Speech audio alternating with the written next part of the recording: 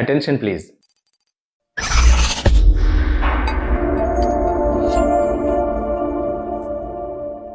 ఈసారి మరపురాని కథ చీర కట్టు చూడు.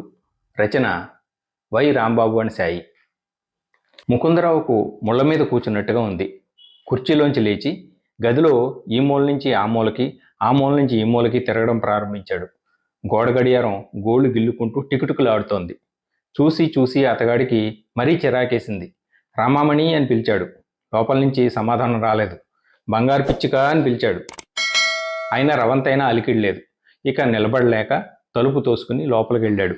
అక్కడ కట్టుకున్నది కంచిపట్టు చీరను చుట్టబెట్టుకోలేక సతమతం అయిపోతోంది. సవ్వడి కాగానే చట్టున తలెత్తి చూసి మగవాడి నీడ తన మీద పడగానే సిగ్గుతో ముడుచుకుపోయింది. ఏమో నీ సింగారింపు కాలే అనేసి ముకుందరావు నవ్వాడు. ఆ పిల్ల చురుకు చూపులు చూసింది. ఆడపిల్లలు ఏకాంత ప్రదేశంలో చీర కట్టుకుంటూ ఉంటే చెప్పా పెట్టకుండా చేసుకున్నవాడైనా రావడం తప్పే కావచ్చుగాక, అవతల టీ పార్టీకి వేళ మించితే టీ నీళ్ల మాట అటుంచి అసలు వాళ్లే కనిపించకపోయే ప్రమాదం ఉంది. అందుకే నిన్ను హెచ్చరించడానికి వస్తే నువ్వు కంచిపట్టు చీరతో కంగారు పడుతున్నావు. పట్టు పట్టు, చేసుకున్నవాడికి తప్పదు మరి అంటూ చీర చేతిలోకి తీసుకుని పుత్తడి బొమ్మ లాంటి పూర్ణిమ సిగ్గుతో సగమైపోతుంటే ముకుందరావు అందంగా అతి నాజూగ్గా అలవోకగా చీర కట్టేశాడు. పూర్ణిమ ఆ తర్వాత పక్కపక్క నవ్వేసింది. భలేవారే, మీరు చీర కట్టడం కూడా చేతనన్నమాట. మరి ఇంతకాలం చెప్పారు కారే, భలే గొప్పగా కట్టేశారే అని పొగడ్డం ప్రారంభించింది. ముకుందరావు గర్వపడలేదు, నవ్వలేదు. ముందు బయలుదేరబోయ్ అని మాత్రం అన్నాడు. ఆ జంట చక్కగా కారులో కూర్చుని ఆంజనేయరావు గారి ఇంటికి వచ్చేసరికి సరిగా పార్టీ ప్రారంభం అవ్వబోతూ ఉంది. ఇక్కడ ఆంజనేయరావు గారంటే ఎవరో చెప్పక తప్పదు. ఆయన ముకుందరావు అసిస్టెంట్ డైరెక్టర్గా పనిచేస్తున్న డిపార్ట్మెంట్కు డైరెక్టర్. వారి ఏకైక పుత్రికారత్నం పుట్టినరోజు పండుగ సందర్భంగా ఆనాడు విందు ఏర్పాటు చేశారు. ముకుందరావు దంపతులను చూసి ఆంజనేయరావు దంపతులు అమితానందపడ్డారు. పూర్ణిమ అందించిన గిఫ్ట్ ప్యాకెట్ అందుకుంటూ కుమారి సుమన కెవ్వుమని అరిచింది. అబ్బో, చీర ఎంత అందంగా కట్టుకున్నారు, అద్భుతంగా ఉంది, మాకు కొంచెం నేర్పరు, ఈ కుచ్చిళ్ళు ఎంతో అందంగా తీర్చిదిద్దారు, ఓహో ఏం నేర్పరితనం అంటూ ఆ పిల్ల పొగిడేసరికి పూర్ణిమ ఉబ్బి తబ్బిబ్బై ఓరగంట మగనవంక చూసింది. అతగాడు అసలు ఆ సంగతి పట్టించుకోకుండా అధికారితో ఆఫీసు విషయాలు మాట్లాడుతున్నాడు. పార్టీకి హాజరైన అబలందరూ పూర్ణిమ చుట్టూ చేరి సంకీర్తనం ప్రారంభించారు. నోళ్లు నొప్పి పుట్టే వరకు పొగిడారు.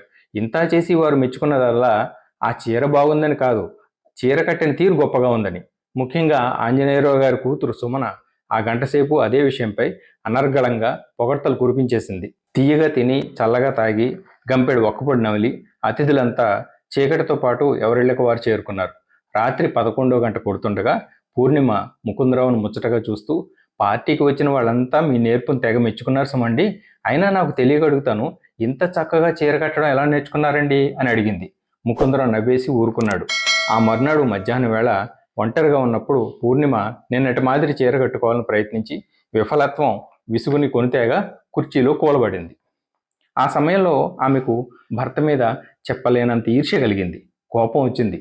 అచ్చు మగాడు, ఆడదానికన్నా మిన్నగా అందంగా చీర కట్టడం నేర్చుకున్నాడు. పూర్ణిమకు కోపం ఈర్ష్య కలగడంలో ఆశ్చర్యం లేదు. ఆలోచించగా ముకుందరావుకు చీర కట్టే నేర్పు అలవడడం చాలా ఆశ్చర్యంగా అనిపించింది ఆమెకి. అతివలతో అతి సాన్నిహిత్యం కలిగితేనే తప్ప వసనాలంకరణ లాఘవం అవ్వదు. ఆ రాత్రి ఆమె అతగాడిని నిలదీసి అడిగేసింది. మీరు నిజం చెప్పే వరకు వదలను. పుట్టుకతో నాకు రానిది మీకెలా అలవడింది? నిజం చెప్పకపోతే నా మీద ఒట్టే. ముకుందరావు ముసిముసి నవ్వులు నవ్వేశాడు. దాంతో ఆమెకి మరీ పట్టుదల కలిగింది. ఏదో రహస్యం అంటూ లేకపోతే దాచుకోవాల్సిన అవసరం ఏముంటుంది? ఏమైనా కానీ మీరు నిజం చెప్పి తీరాలి. ఏ రంగసాన్ని నేర్పింది మీకు? సరాసరి ఆవిడ దగ్గరికి వెళ్ళి నేర్చుకుంటాను నేను అని అడిగింది పూర్ణిమ. ముకుందరం ముందుగా ఆశ్చర్యపోయాడు. ఆ తర్వాత ఇట్లా చెప్పాడు.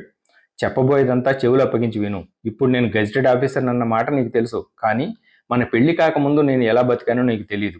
మెట్రికులేషన్ తర్వాత బిఏ చదవడానికి నేను పడ్డ పాటలు వింటే రంగసానులు, విందు భోజనాలు అన్న మాటలే నీ నోటి వెంట రావు.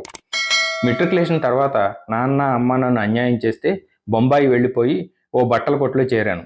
రాత్రిపూట ఏదోలా కాలేజీకి వెడుతూ చదువుకున్నాను. ఆ తర్వాత మీ నాన్న దయ వల్ల ఇంత మంచి ఉద్యోగము, పూర్ణిమ అనే పుత్తడి బొమ్మ దొరికాయి. మధ్యలో అడ్డొచ్చి ఈ కథ అంతా నాకెందుకు, అసలు సంగతి చెప్పండి అని నిలదీసింది పూర్ణిమ.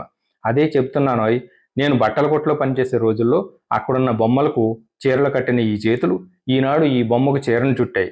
పూర్ణిమ ముందు ఆశ్చర్యపోయింది. ఆ తర్వాత అమాంతం అతని నీడతో కలిసి మరి అతన్ని మాట్లాడనీయకుండా చేసింది.